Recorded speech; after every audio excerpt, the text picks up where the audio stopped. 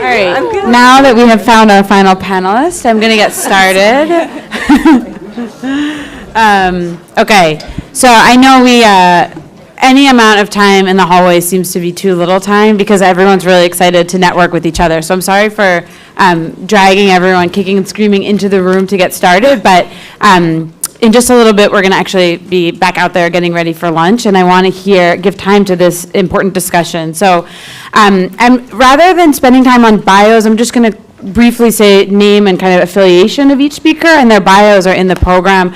So to my left is Kelliann Blazek, who's actually going to speak a little bit at the outset, and she's a counsel for in the office of Representative Chellie Pingree from Maine, and she oversees the agriculture and nutrition portfolio, including work on drafting and all the pieces related to the Food Recovery Act, which we'll hear about that, and about the U.S. Farm Bill, which is going on right now.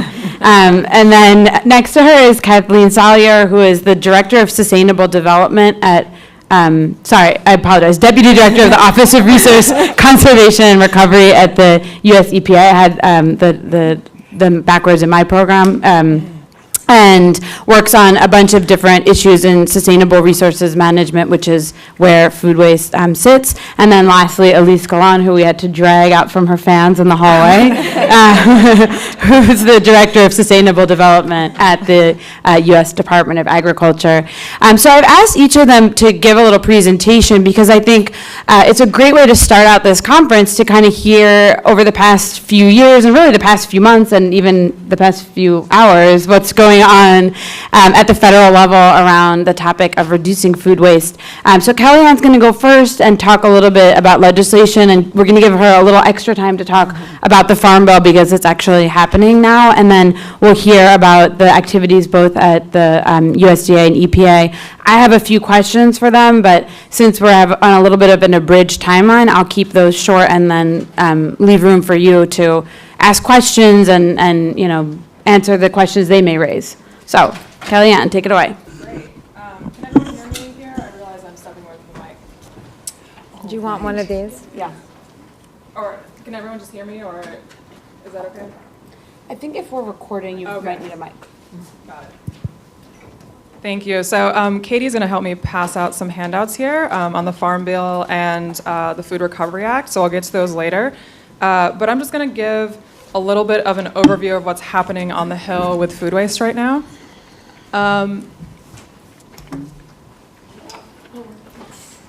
There we go. So I work for Congresswoman Chellie Pingree. She represents the 1st District of Maine, which is the southern congressional district. She's a farmer, so she got interested in food waste a few years ago due to her interest in farming, sustainability, and it actually introduced the first federal food waste comprehensive legislation, the Food Recovery Act, in 2015. So I've been working with Chellie for 2.5 years. Chellie was on the House Agriculture Committee for the last Farm Bill, and then switched to the Appropriations Committee, so now she's on the Agriculture Appropriations Subcommittee, which has discretionary funding jurisdiction over USDA and FDA. She's also on the Interior Subcommittee, which has discretionary funding jurisdiction over EPA. So we're highly involved in these issues. I just want to highlight that food waste is very nonpartisan. There's a lot of partisan issues, as you know right now. Food waste is not one of them. So it's actually a very fun issue to work on. So just a little roadmap. I'm going to cover a few pieces of legislation, the Farm Bill, a little bit about appropriations, and then the House Food Waste Caucus. So the Food Recovery Act is the piece of legislation you have a handout on. It's a very comprehensive bill. It looks across the food system on how we could reduce food waste in schools, consumer level, farm level, and that was first introduced in 2015. It was recently reintroduced in 2017, so that was really kind of teeing up for the Farm Bill, providing some suggestions. It's never meant to pass on its own. It's really just suggestions on provisions that could enter the Farm Bill. The Food Date Labeling Act was another piece of legislation that Chellie introduced. And this bill is really just taking out the provisions on date labeling from the Food Recovery Act and introducing a standalone bill on it. So this was a strategic decision because we saw a lot of consumer interest in date labeling, advocacy interest in date labeling, industry interest in date labeling, and we thought we could generate more support for it if it was in a standalone bill. So this bill actually hasn't been reintroduced in this Congress yet. It was first introduced in 2016. We're working on an updated version right now as we speak. We've worked closely with FDA and USDA and industry on the updated version. So I'm happy to provide you a copy of that draft if you're interested. We would love feedback on that. But basically, it just standardizes date labels, and a key piece is education for consumers. Another piece is allowing for the sale or donation of food after the quality date. So you probably know that there are a lot of state laws right now preventing the sale or donation of food after a certain date. We want to make sure that food gets to people, so we want a national standard to preempt all those state laws. And then the last major bill I want to touch on before talking about the Farm Bill is the Food Donation Act. As you may know, there is strong liability protection at the federal level through the Bill Emerson Good Samaritan Food Donation Act of 1996. A lot of businesses, if you talk to them, they'll say that their number one concern of why they don't donate is that they're worried about liability. So a lot of what we want to do is just get the word out that there is strong protection already.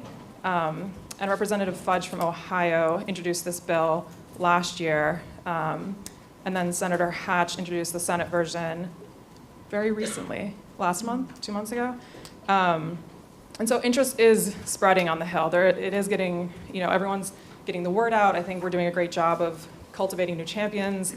My boss was really the only one working on it for a little bit there, but it's been helpful to have advocacy efforts kind of spread the word and make sure that we're not the only ones working on this.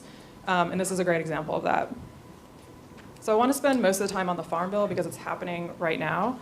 And you have a handout on the process of the Farm Bill that kind of talks about like how we get through each step, where it starts, where it goes to. The first Farm Bill was passed in 1933, and it's reauthorized every 5 years. So in the food and ag realm, there are very few outlets or avenues to get things done because we don't really pass standalone legislation right now. That's why I said that Food Recovery Act would never pass on its own, just because it's not how the House Ag Committee works. The House Ag Committee waits for the Farm Bill every 5 years and tries to do all of its work in the Farm Bill, or child nutrition reauthorization, which is not happening right now. So there are very few outlets in order to get something passed in the ag and food policy space. So the last Farm Bill was in 2014. That Farm Bill expires September 30th of this year. So by September 30th, we need to do something, otherwise programs will start expiring. And then the Senate Ag Committee and the House Ag Committee have jurisdiction over the Farm Bill. So Senator Roberts and Stabenow on the Senate side and Conway and Peterson on the House side are the ones that actually draft versions of the Farm Bill. So there are two types of programs in the Farm Bill. One is mandatory funding, one is discretionary funding. So mandatory funding, they automatically are funded every year. So SNAP is a great example, Supplemental Nutrition Assistance Program. You don't have to come to appropriators every year to ask for SNAP money. It just automatically flows to SNAP every year. Discretionary funding, you actually have to go to appropriations and say, we need $3 million for this program. So that's important because most of the funding, a lot of the funding is actually discretionary. So yes, the Farm Bill is important because they set the levels of what could be funded, but you actually have to go to the Appropriations Committee to get the funding. So the Appropriations Committee works on appropriations bills yearly. So while I said that, the Farm Bill only happens every 5 years, if you go to the Appropriations Committee, you actually have an influence over USDA, FDA, EPA funding yearly. So that's an opportunity to not just fund, but to legislate. So, and just to note that programs can receive both mandatory and discretionary funding. In the 2014 Farm Bill, just to give you an idea of what it contains, there were 12 titles spanning credit, crop insurance, forestry, energy. You can see that food waste could kind of permeate a lot of these titles. And to give you an idea of the funding, it was $489 billion of mandatory funding over 5 years. So 80% went to SNAP, 14% went to commodity subsidies, 6% conservation, 1% everything else. So that 1%, that has a lot of stuff in it. That has trade programs, that has local food programs, that has school food that's a lot of stuff in there. And that's a lot of where the food waste provisions would be in specialty crops, research, any of those provisions. So just to give you an idea of the scale of what we're dealing with, and then the fraction of the funding that's actually going to, quote, everything else. So an update on this year's Farm Bill. The past few years, it's been a great bipartisan effort of working together, drafting things together.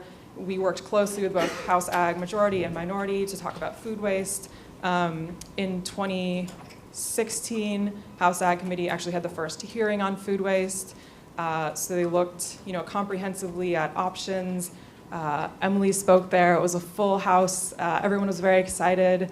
And then things kind of fell apart. So as you probably know, the Farm Bill on the House side became very partisan in the last few months. And this originated from disagreements about the SNAP proposals. So Chairman Conway was very interested in work requirements in SNAP. Mr. Peterson did not agree with him. Unfortunately, that broke down all communication and bipartisanship. So it was a partisan bill, and on May 18th, it actually failed on the House floor, 213 to 198. And the whole game that was played was around immigration. So it got caught up in the immigration debate, and the Freedom Caucus wanted a vote on the immigration bills and said that if they got the vote on the immigration bills, they would vote in favor of the Farm Bill. So then nobody knew really what was going to happen after May 18th. And then unfortunately last week, they brought the Farm Bill up again right after the first immigration bill failed on the House floor, and they were able to pass the Farm Bill on the House side with a vote of 213 to 211. So very narrow margin. This was, I think, the first time that a Farm Bill came out of committee on a partisan vote since like 1960 something. So most times, yes, there'll be Farm Bill debates on the House floor, but in terms of like committee staff working together, normally it's bipartisanship. Normally it comes out of committee, maybe a few people vote no, but it's generally a bipartisan bill. So this was pretty unique situation. And in terms of food waste provisions, unfortunately there weren't a ton in there. There was one creating a food waste liaison at USDA, but a lot of our other suggestions, unfortunately, were not in there. And the Senate Farm Bill actually is happening now. So on June 13th, the Senate Ag Committee held their markup and passed it. I think only one senator voted no, very bipartisan. It's on the Senate floor actually this week, and I imagine it will pass with flying colors. Everyone kind of likes this bill. There's a lot of interest in this one, very bipartisan. There's actually a few food waste provisions that I'll just quickly run through. So one creates a milk donation program. So you probably know that the milk industry is really struggling right now. And this would create a new milk donation program that would basically reimburse dairy organizations that are trying to donate milk to food banks or other nonprofits. I'm going to go quickly through these. Another, invest in food waste research. So the Specialty Crop Research Initiative is a NIFA program at USDA, and language is added to include research for specialty crop improvements, including extended storage life. One of my boss's big priorities is local food, and we suggested in another bill called the Local Farms Act a new kind of one-stop hub for local food at USDA. Right now, all of the local food programs are kind of scattered across the agencies. We included in this new local agriculture market program the idea of adding in food waste at the farm level as something that nonprofits, farmers, et cetera, could get grant money for. And then in a lot of Stabenow's urban agriculture priorities, they wanted to address food waste as well at the urban level. And so they included $25 million to carry out pilot projects with at least 10 local or municipal governments to develop composting or food waste reduction plans. So that was really exciting to see them, acknowledge and recognize the opportunities there. And then there's also a provision on studying food waste at USDA. So that's just a brief overview. What happens after the Farm Bill? It gets kicked over to USDA and EPA when relevant. They do rulemaking and guidance, but I really want to focus on the appropriations process because I think it's often overlooked and really important and influential. So every discretionary program in the Farm Bill has to go through the appropriations process every year to get money. Otherwise, they don't receive funds. So we appropriate money to agencies like USDA and EPA. The fiscal year is October 1 to September 30th. So by September 30th this year, we need to have an appropriations package. Otherwise, they don't go to work the next day, and neither do I. So it's really important that we do this in a timely fashion. House Appropriations Committee and Senate Appropriations Committee have jurisdiction. FY19, again, for the second year, the president's budget was a little underwhelming. They proposed cutting a lot of programs, eliminating programs, and again, the Appropriations Committee bipartisanly ignored the president's budget and said, no, we want to keep these programs alive. And there were a few food waste things that we worked on with Mr. David Young from Iowa, who I'll talk about the Food Waste Caucus in a little bit.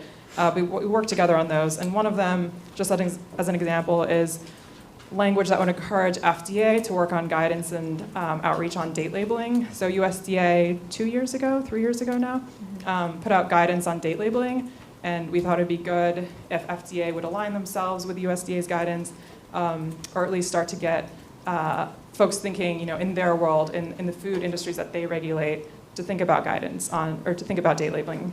And then the most exciting news I think we have is the House Food Waste Caucus, which was launched very recently this year.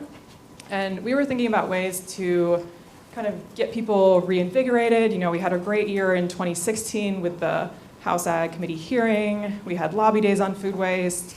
There was just a lot of buzz, and we felt like last year, obviously there's a lot happening in the world right now, and everyone was getting distracted. And so we wanted to create a place where people can come and talk about food waste on the Hill. So we're working with Mr. David Young, who's also an appropriator, and we participated in the Food Waste Roundtable with Secretary Perdue. That was in May of 2018. And really our goal for the next year is just to educate members with the goal of eventually getting to legislation as a caucus, but really the first step is just awareness raising. Like I said, there's a lot happening on the Hill right now. People are getting pulled in millions of directions, and we just want a space to explore what we could do on food waste, and also looking internally at our own kind of food waste opportunities on the Hill in the House and Senate cafeterias, because I think there's a lot we could do to show leadership there. And just quickly, I'm out of time, but your role, if you could encourage your member to join the House Food Waste Caucus, we're trying to gain and increase membership right now. If you invite your member of Congress to visit a food waste project in your district, I think that's really important. Like a lot of the ways that we've found successful is like a staffer will come to me and say, hey, someone invited us to this thing. It's at a composting facility. Do you know anything about composting? And that starts a conversation. So no matter what your business, food bank, if you work at a landfill, no matter what it is, I think you have a reason to invite your member or their staff to visit your project.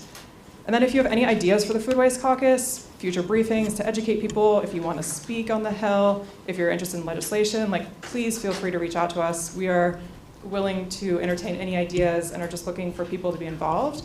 So I have business cards and I'm happy to chat afterwards. All right, thank you, Kelliann. We'll hear next from Kathleen Salyer, who's at the EPA. Great, thank you. And it's really a pleasure to be here. I'm going to give you a brief update. Oh, okay.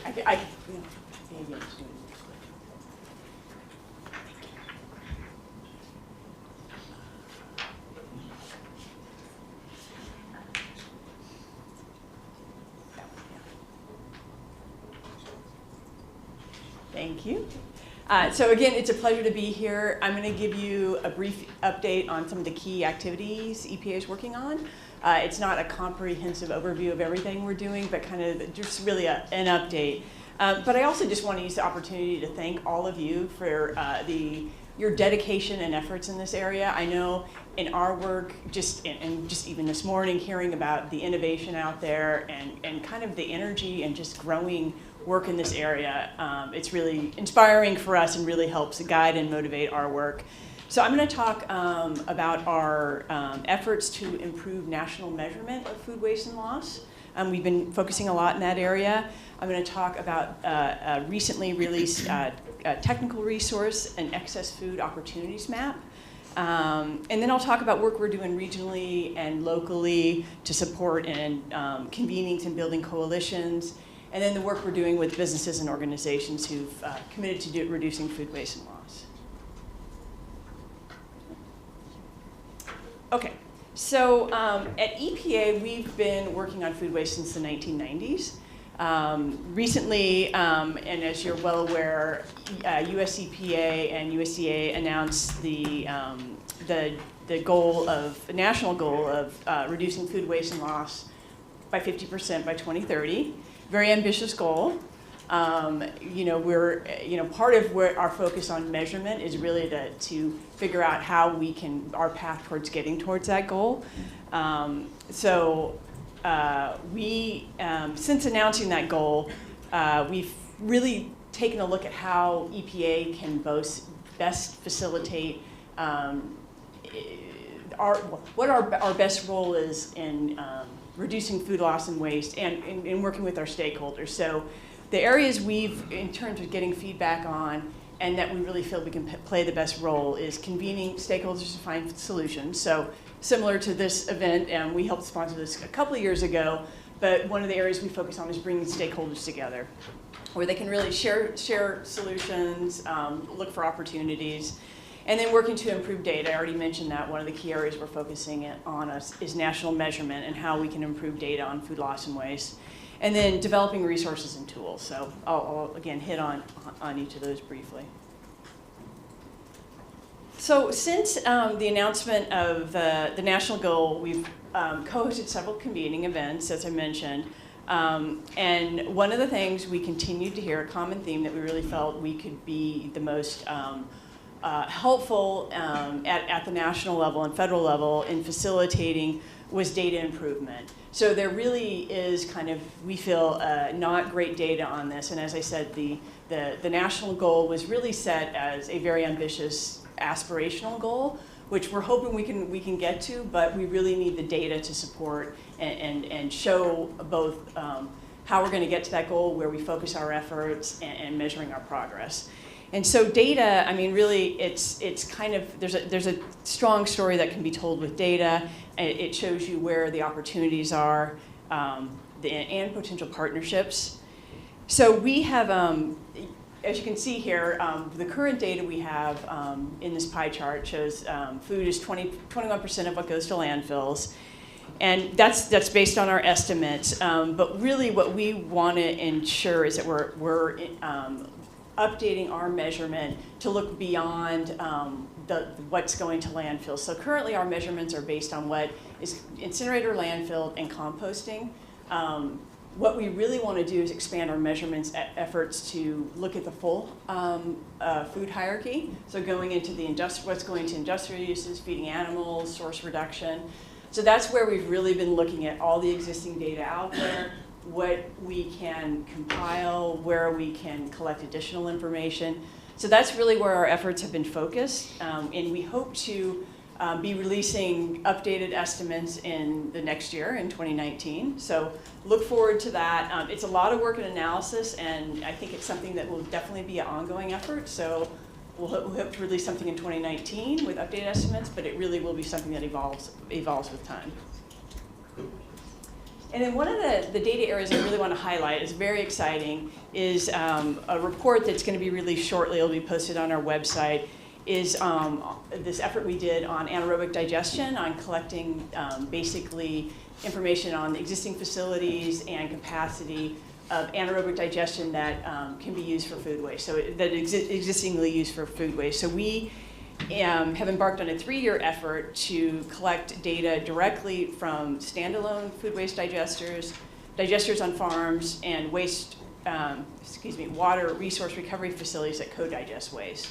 And so we're looking at this as a tool to track capacity, make people aware of existing capacity, and particularly underutilized capacity, and really serve as a resource for facilitating use of anaerobic digestion for food waste. So look for that. It should be released very shortly.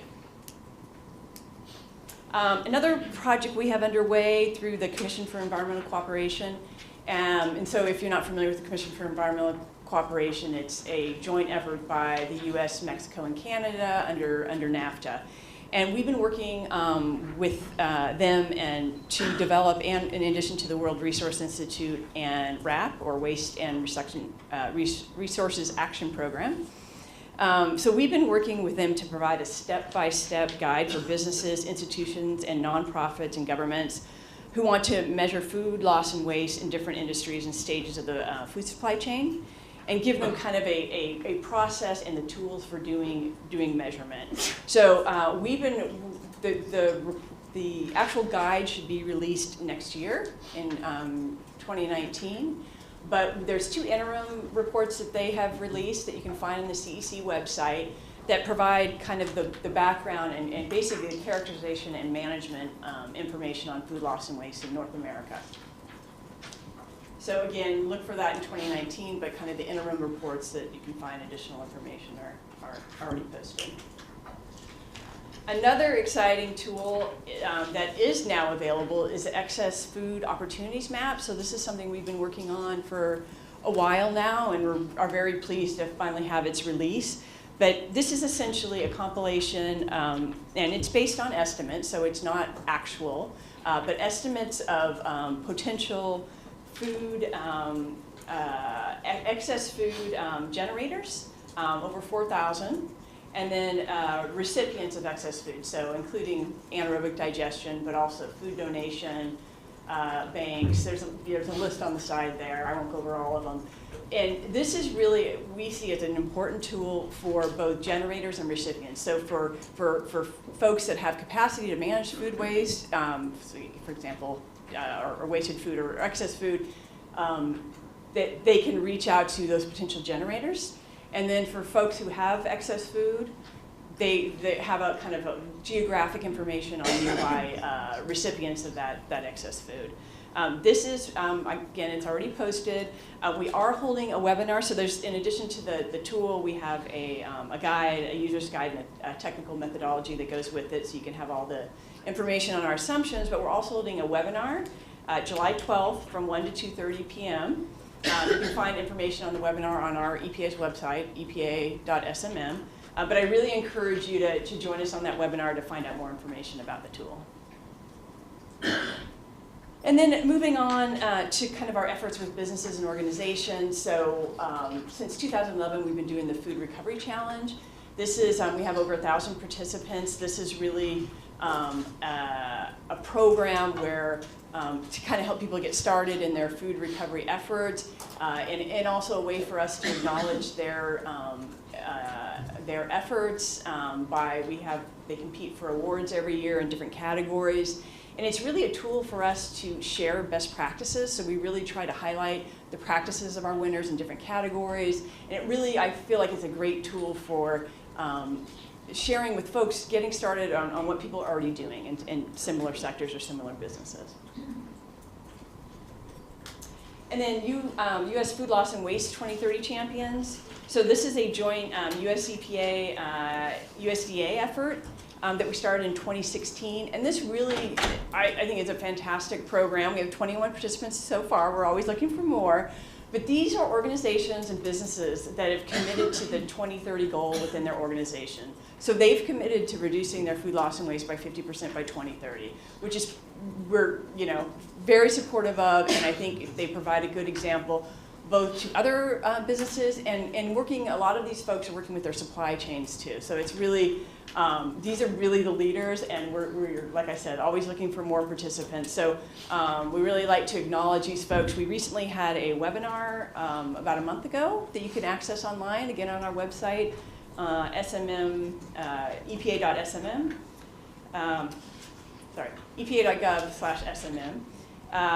And we highlighted 3 of the champions, some of the work they're doing, ConAgra, Sodexo, and Alhilda Hayes. So I encourage you to look at that webinar. Okay, so quickly moving along. We also have, the solutions to food waste and loss definitely there's things we need to share at a national, state level, but a lot of the solutions really are local, right? In terms of the geographic proximity of receiving facilities that can manage or take donations. So really a lot of the solutions are locally based. So we've really tried to look at how we can facilitate kind of those local connections. And so we've held a number of regional workshops. And we're looking to do more of those. So these are done. I'm from our EPA headquarters office, but we have 10 regional offices, as most of you are aware, that really do this kind of outreach work in supporting the local efforts. So I'm just highlighting a few here that we've had in Ohio, in the Mid-Atlantic region, and there's one coming up in Rhode Island in September. And then just kind of builds on that, building coalitions. So again, we're doing a lot of this through our regional offices, but really trying to facilitate local, regional coalitions that can really kind of bringing folks together that can work together to facilitate local solutions. And pretty much out of time, so I'm going to wrap with, we are always looking for additional feedback on what we can be doing at the national level. We don't have unlimited resources, so, and we like to really try to complement what really all of you are doing in this area. So I would encourage you, either separately on the side, there's a number of EPA staff here, Lana Suarez, one of our leaders at the headquarters level, but we also have regional staff from Region 1 and the other regions. Definitely give us your feedback on where we can, you see our role best, because we're, like I said, we want to be focused and complement what you are all doing. So anyway, thank you very much, and I look forward to our Q&A. Thank you. And I'll say, too, just a shout out that Kathleen mentioned the EPA co-hosted this conference 2 years ago, and this time they've helped organize a number of the panels, so including this one, and there'll be one later on some international with representatives from the G7. So thank you to EPA for working with us again. So, and next we'll hear from Elise Golan at USDA. Go ahead, Elise. When you're ready. Great, thank you. It's working, yeah. It's great to see everybody here. Thank you for inviting me. It's a pleasure to be here with many good friends and people who are invigorated. We keep talking that the voltage is going up on this issue. It hasn't died down, and that's very exciting to see. And a lot of us have been working on this issue for quite a while. So what I'm mostly happy to say and happy to announce here is that, yes, USDA is still in the game. So Secretary Perdue has announced in a big way that this is an issue he cares about. He hosted this roundtable on May 8th this year, and invited a quick group of people that came together to meet with him, including Katie here, did a marvelous job for Harvard at the roundtable. And the Secretary, you can also see Representative Pingree here, and Representative David Young from the caucus that Kelliann spoke about. And the Secretary just really wanted to put down his marker, that he cares about this issue, he's going to prioritize this issue for his administration, and really make this something that he, at the end of his term, can say he has done something to move the ball forward on food loss and waste. So I'll just quickly read to you the statement that came out of this meeting from the Secretary. He said, "Our nation's agricultural abundance should be used to nourish those in need, not fill trash. So many people work on food waste issues in their own spheres, but it's time to change the culture and adopt a holistic approach to get everyone working together and sharing ideas. I commend Representatives Pingree and Young for addressing this issue on Capitol Hill and for their desire to find collaborative, common-sense solutions. USDA remains committed to helping reduce food waste, and we are excited to work with all stakeholders from farm to fork to further elevate this effort." So, good news. And so, first thing he wants to do is to make sure that the federal government is speaking with one voice on this issue.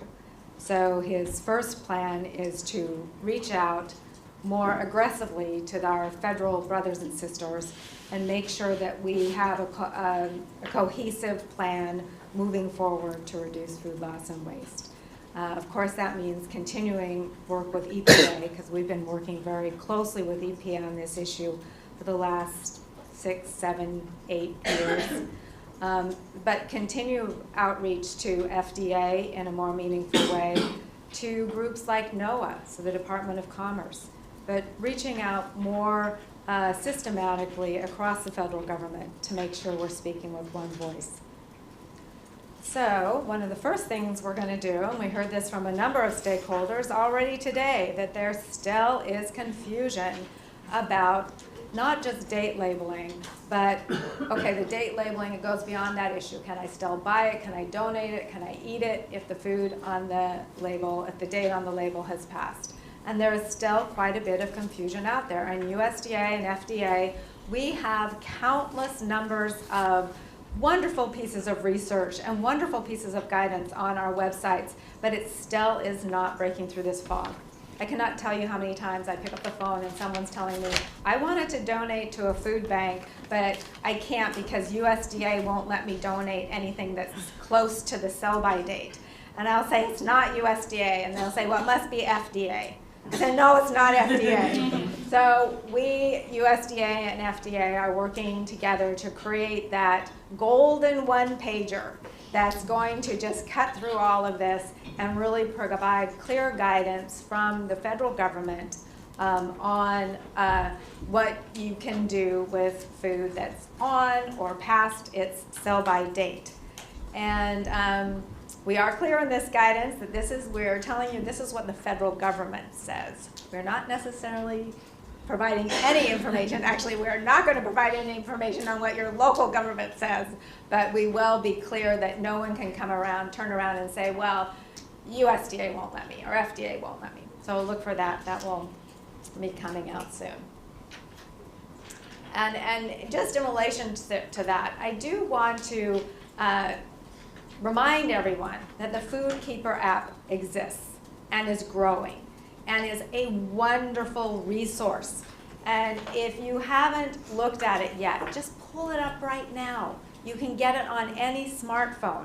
And this was developed as a joint project between Cornell University Department of Food Science, the Food Marketing Institute, and USDA. And we originally published a little pamphlet in 1985 that told people what they could do with how they could preserve the shelf life of food, how they could safely store food, and give them all these tips. So in 1985, that little pamphlet has now morphed into this incredible app.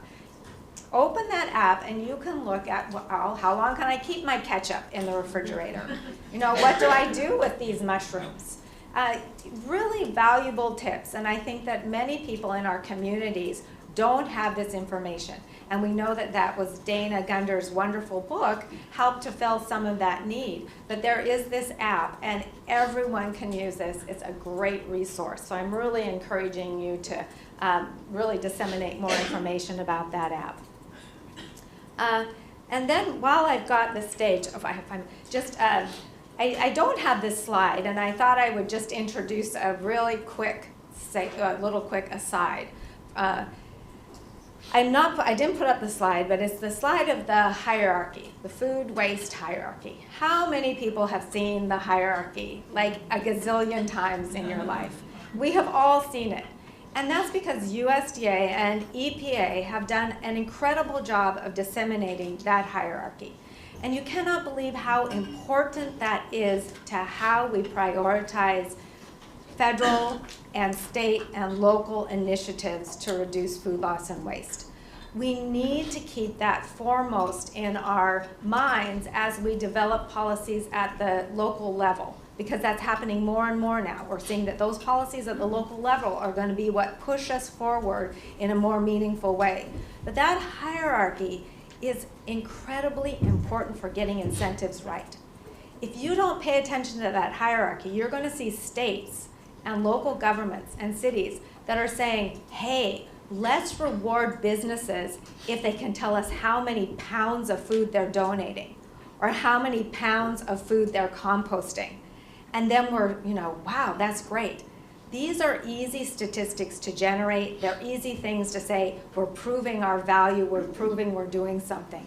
But actually reducing waste before it happens, those are hard statistics to generate. Those are hard statistics to prove that you're doing something meaningful. But that's where we have to keep our focus. And so I would caution everyone now, as they're thinking about policy in their communities, to make sure that you're not introducing something that's skewing incentives to the bottom part of that pyramid. Let's keep at the top. Let's keep our national efforts there. And truthfully, by doing that, we're going to avoid many of the problems that Europe has encountered in their efforts to reduce food loss and waste across the continent. Okay, now all of these good ideas you guys are hearing today, including those just very wise words from me. You're saying to yourself, where can I get more information about this? If only there was a website where all of this stuff existed and I could find out what's happening in communities across the country. I could find out what academic research is going on. I could find out what the National Restaurant Association was up to without going to the NRA website. I could do a lot of those things. Okay, you know what? Amazingly, such a site exists, and it's called Further with Food. And this website, we actually launched the website at this conference 2 years ago. Exactly 2 years ago. We launched it at this conference, and we thought, well, how's it going to work? Are we going to make this thing lift it off the ground? We had incredible support from Rockefeller and from a wide range of partners. And I'm just going to read through the list of our partners that started when we built out the website. They were our foundational partners. We had the Academy of Nutrition and Dietetics, Feeding America, Food Marketing Institute, Grocery Manufacturers Association, Innovation Center for U.S. Dairy, National Consumers League, National Restaurant Association, Natural Resources Defense Council, United States Department of Agriculture, United States Environmental Protection Agency, World Resources Institute, and the World Wildlife Fund. So you've got many of the groups that have been instrumental in getting this issue of food loss and waste, these associations, these government groups, getting the issue of food loss and waste on our national agenda. We've got all those groups in there. There's one group that we didn't have in the very beginning, a couple groups we didn't have in the very beginning, and so I'm happy to announce now, after 2 years, that ReFed will be joining as a partner of Further with Food. We're extremely happy to have them here. And Chris, I don't know if you want to say a few words about your new role as one of our partners, or you don't have to, but just. I would love to. I think just one of the things that should be obvious in this conference, but also more broadly in your work, is that all of the ideas don't live in one single head, and also that there's amazing work going on across different sectors and different geographies. And so really love this community, this digital place that we can share those best practices and connect. I think that best practice sharing and marketplace of connections is really going to help us not reinvent the wheel, but instead move forward faster. So I'm so happy that ReFed is able to join and support and this really great group of organizations, and more importantly, the community that participates, sharing the resources, sharing your ideas. Great. And we also have another new partner joining us today, the Harvard Food Policy and Harvard Food Law and Policy Center, which of course we're very honored and proud to have your involvement also with this resource. And so I think that these new additions, the new partners that are coming on board today, are really going to help us knock this out of the ballpark. And I'd also like to introduce the manager who has done such a masterful job in helping build out our resources that are on the site right now. We have over 300 resources up there, all in one place. And we have a newsletter that is a great way for us to communicate. And what we're hoping to do is with that newsletter, which you should all sign up for right now. So pull out your phones, as you were saying, well, if only I knew how to find Further with Food. Well, we will come and find you. Sign up for the newsletter, and we will send you not only send you the newsletter, but please use our newsletter as a way to start a conversation about food loss and waste in this country. That's what this website is all about. So let's use that newsletter to communicate with each other. You have ideas, you have resources, things you want to talk about, and have everyone in this country listen to.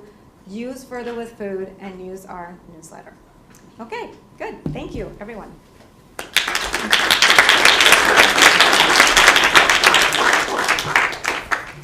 Thank you. So, well, and I'll say too, we're really excited to formally join Further with Food. We have worked so closely with a lot of the members in individual partnerships, so it's so great. And I think kudos to you, to both of you, to Allie, to the rest of the partners, and all the work it's taken to move it forward and get all those resources together. So we started late. We're running short on time. I have some questions here, but I actually don't want to, block all of you from asking questions you have. So I'm going to just ask one to give you time to get your questions ready. Having taught many classrooms of students, I know that sometimes if you don't give enough warning, you get a lot of deer in headlights. So get ready with your questions. My question to you has been, we heard a little bit about all the resources that you provide. I think one question is just, what are you looking for from people in this room, from attendees here, from this ecosystem? What can people share with you? What can we do to help your work going forward? And we heard a little bit, you mentioned, educating members of Congress, but anything else you want to add on just what people can be coming out of these 2 days with, and how to communicate that best to you to help feed into your future steps. So I don't know if anyone wants to tackle what you think would be most helpful. Go ahead. So as you mentioned, I mean, we do a number of, we provide a lot of information, a number of tools. And I think for us, it's getting, we want to see people use those tools, but we also want feedback on how we can refine those tools. And in in terms of the measurement, where are the areas, do you have data that we may not be aware of? Is there particular areas you think we should focus on? Because some of it may be collecting new data, and we have, frankly, limited abilities to collect information. It requires a lot of additional process, but it doesn't mean we can't, if the need's there and we can make the case, we can pursue that. So I think getting feedback on basically really all the data and tools we're providing. Many of you are probably familiar with our Advancing Sustainable Materials Management Facts and Figures report. May not be, it's on our website. It's something we do on a regular basis. Our latest report is lagging a bit because we've been trying to do some improvements and have a kind of a web-based format. But I would encourage you to look at that, and we have a food component of that, and that's what I talked about a bit, that we're really trying to build out. But just getting us feedback on our existing tools, which you can do through myself or Lana. I mean, on our website, I think there's an ability to provide feedback. So I would just encourage you to give us feedback and engage with us, because we really want to keep improving our tools and the information, and focusing our efforts, like I mentioned, because we have limited resources like every government agency, and so we really want to fill the niche or the gaps where we're most effective and capable of addressing. So when I look at other topic areas where USDA there's been space successfully carved out at USDA for some of these other topic areas that started out as kind of side issues. So you think of local and regional foods, even organic when it started. I mean, it was just a side issue. And you think of those types of issues that now are firmly lodged within the ecosystem of USDA programs. And how would such a thing happen with food loss and waste? And so it is all the things that Kelliann mentioned. You have to have the push from Congress, from the Hill, but you also have to have the push and almost an educating up into the administration about these issues and why they're important for your communities. And a lot of that push up about these issues has to be around the excitement that we're feeling about making change. That it's not a tell farmers they can't do this. Tell farmers that they're the bad guys. Tell food business that they are ruining the planet. It's about how you change that narrative to hear all the amazing things that farmers can do, that manufacturers can do, that we in the food system can do and have under our control to make a positive contribution, not just to the environment, but to feeding people who are in need, and also in the long run, sustaining farmers' income, livelihoods, and rural communities. So building that kind of messaging that is positive about the role that agriculture can play here, I think will also be very powerful in making that a central issue in agriculture and how we think about food systems. And then I'll just add, I think one of our main goals with the Food Waste Caucus is really to expand the pool of congressional members that are interested in food waste, because it's been a very ag-centric issue. So House Ag Committee had the hearing, my boss was on House Ag Committee, is on Ag Appropriations, but as Elise mentioned, like, we need to be talking to Commerce, NOAA, like everyone across the federal agency. And so a lot of times when I'm talking to other staffers, they'll be like, oh, that's great, but my boss doesn't really lead on ag issues, so we're not really interested in food waste. And it's like, well, no, no matter what committee you're on, no matter what, you have oversight over, there's a piece of food waste that they could be looking at. So we just kind of want to expand the pool of members that we're talking to, so it's not just, Fudge and McGovern and my boss, who are all very like ag nutrition leaders. And then the second thing that's helpful for us is if you can share your stories about which federal programs you're using for food waste projects. A lot of times, we don't have like a food waste program, right? You're using programs for food waste that don't have food waste in its title. And so we want to do a better job of showcasing, especially in appropriations every year, like which program should we be advocating for additional funding, because people want to use it for food waste projects now. Maybe we need to increase it a little bit to account for that. So like value-added producer grants is a great example. Value-added producer grants is extremely popular program in Maine, and I think more people are using it for food waste right now.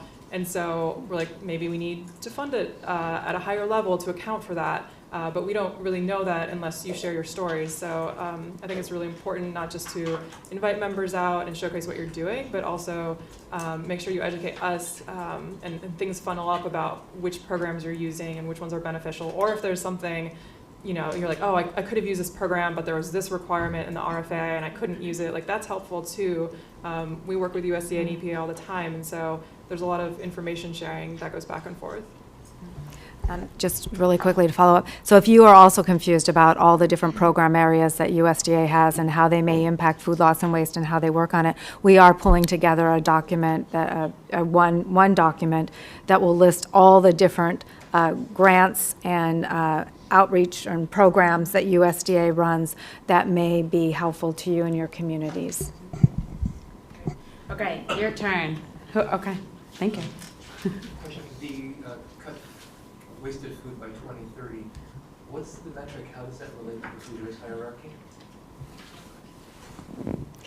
So I hinted at that in my presentation, but really that was set, so this is something EPA has been focused on and working with USDA on, is that was really set as a aspirational goal. So there weren't kind of the metrics there to line out what our path is to getting there. So that's one of the things we've really been trying to focus on and will continue to focus on over the next few years, is pulling together the data and compilation and looking at what we need to do to improve the national measurement, so we can actually chart a path towards that goal that is now getting closer and closer. So, so coming from USDA, there's no pathing. We're not. I mean, when we set out this goal, it was the idea that we were setting this goal. We had two different ways of measuring a baseline: USDA's and EPA's. But very clearly, when we announced this goal, we said, this is not a job that government can do. We can lay out all the little stepping stones and we can say, this is how we think we should get there. But this very much is the private sector. The government is not creating all of this waste, and we are not going to be able to stop it. Federal government, we don't have the reach, we do not have the authority, we don't have a lot of what it would take to get this done. But we can start the ball rolling. We can do measurement over time to see, are we hitting some big benchmarks. And we can challenge the private sector and communities across the country to step up and do their part. And I think that was a vitally important thing that was done when we set that national goal. And I think that it does help to keep the conversation going and keep us focused on that. But it really is, very clearly when we made the announcement, it was, come on, private sector, we need you to join us in this initiative. We cannot do it on our own. Yeah, I mean, I'll just, add on that. I mean, definitely, we're looking to the stakeholders to actually do the work, right? Yeah. But we do feel like we can play a role in the national measurement piece. So we're hoping to do that. But even that requires a lot of stakeholder input, right? Because we don't have all the data or the ability to collect that data necessarily. I'll just ask a question, follow up on that. Are there, once you've, get up the next round of data, will there be some other, perhaps like interim benchmarks that we would need to hit in order to get there by 2030, or is that something that could happen? We'll have to see how much progress we can make on what we released in 2019. I mean, I really, our big challenge, as I mentioned when I presented, is right now what we're measuring at EPA is just the lower parts of the hierarchy. So we have a big expansion to do before we can really capture the full breadth and really get to more comprehensively measuring our progress towards that goal. So maybe not in 2019, but hopefully in the future, near future. Other questions? Yeah, down the front. So coming from the private sector, as someone interested in using my entity to make more of an impact on policy, in terms of places to start, so we of course have limited time resources, we're running a business as well. Do you recommend focusing more locally or on the state level, or jumping straight to the national arena? What would you have to say about that? I think both. I think it's really important to not, I hear a lot from stakeholders on multiple issues that will say, it's a waste of time to reach out to my representative because they don't care about food, or they're on the wrong side of the aisle, or whatever it is. And I would just encourage people to remember that we work for you. So you elect our members of Congress, and we're accountable to our constituents.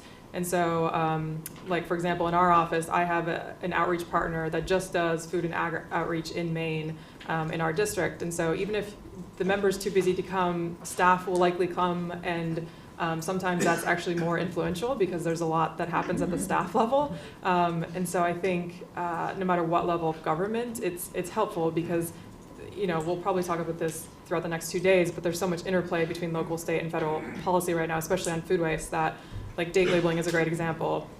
Part of the reason why people are looking to the federal government for a date labeling fix, either through legislation, guidance, whatnot, is all the state laws that are popping up around date labeling. That creates a GMO-like patchwork of state laws, potentially, which is scary to businesses. And so without that, would there be a rush for federal legislation? Maybe not. So we need them. We need state legislators, very knowledgeable on this topic as well. So I think any level of government is a great place to start and to continue the conversation. I'll just say on that, we are going to have a couple sessions, one just on state level policies and what's going on, and then a plenary tomorrow that's going to try to bridge a little bit of the conversation between different levels of government. So it's good. In the back. Hi, I'm Ellie Brown with San Diego Food System Alliance. We run some regional food waste initiatives working with local stakeholders, and we also do policy advocacy at the local level. I'm wondering, Elise, in terms of encouraging reduction for private sector before donation, do you have any policy suggestions, recommendations that work in communities here in the U.S. or maybe internationally that we could bring to our community? I'm not an expert on what California is doing, but I think that there would be there's a concern. I have a concern that to make sure that California is not incentivizing, disincentivizing reduction by some of the metrics that are built into their proposals to the 20% recovery number, and so making sure that. That kind of push, maybe, and I heard Dana speak about this, Gunders, that maybe there would be a way to include that if you could prove as a food manufacturer or as a waste generator that you had reduced your generation of waste by X amount, which would mean you'd have to set a baseline and then you'd have to measure against that baseline, two good things, then you would be exempt from some of the more cutting laws, so that there would be a way to prove that you are a good actor, that you are reducing your food waste. And I think whether or not it's something like that, but we just have to make sure that that kind of prioritization is part of any policy that's being formed. Yeah. I've heard, thank you for mentioning benchmarking and setting baselines. Waste audits are super expensive. Where does the money come from? If we need baselines to understand reduction, who's the one funding the work that needs to happen at the generator level for generators to be able to understand their baseline in order to set those diversion targets? Well, one thing I hope that's happening too is that people are starting to understand better the business case for this. That all of us have had that experience where somebody, a business person will say, I don't waste anything. And it's not costing me anything. Why do I have to pay attention to it? And then you challenge them a little bit, and they say, oh, yeah, I guess I am. Oh, there's a lot of food waste, and maybe it's a little more expensive than I thought at this moment to landfill it. Or, you know, maybe there's something going on that I need to care about.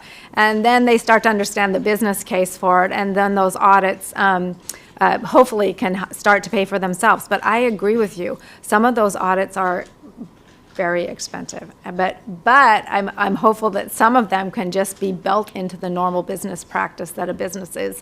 Inventory management, what's coming in, what's coming out, it can just be part of that normal business practice. But You know, that was great. yeah, and I hope that you've all heard about the cool new USDA app, that not the one I already talked about, but the other one that's being developed, because one thing that we also don't know about is nutrition. So as we try to get good nutrition statistics in this country about what we're all consuming, the nutritional profile of it, an app is being developed with Ohio State and other CDC and USDA funding, that you take a picture of your plate before you eat it, and then when you're done eating it, you take another picture, and then the image is sent back and it's analyzed, and then they can figure out how much your nutritional composition, how many calories you're eating, how all this is. It's pretty cool stuff. And so it's going to help with now the gold standards and Hanes, and that's how we figure out what we're eating in this country. But this could kind of make a platinum standard.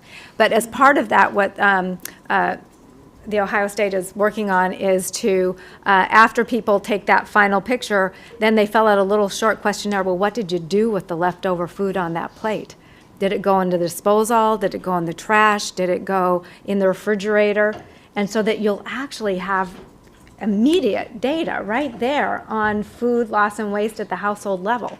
So that's pretty amazing. And you know, that may be the next wave of how USDA is getting that data at the consumer level on food loss and waste. And so good news on that front.